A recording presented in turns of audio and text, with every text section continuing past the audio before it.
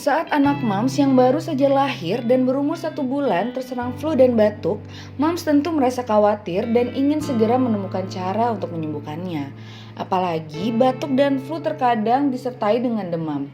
Anak Mams mungkin saja lebih rewel ya. Meski begitu, Mams jangan terburu-buru memberikannya obat ya. Moms perlu tahu, apakah boleh bayi 1 bulan minum obat batuk? Sebelum tonton videonya, jangan lupa like, comment, subscribe, share, dan nyalakan lonceng notifikasi supaya tidak ketinggalan video terbaru dari Nakita.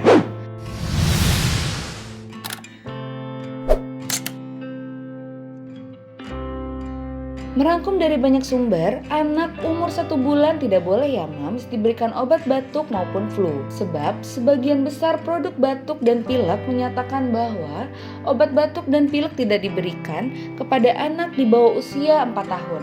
Melansir dari laman Kementerian Kesehatan RI via nakita.id, obat flu dan batuk yang mengandung penilpropanolamin atau PPA tidak boleh diberikan pada anak usia di bawah 6 tahun. Obat batuk yang tersedia tanpa resep dan terjual bebas di pasaran tidak berarti boleh digunakan untuk semua umur ya Mams.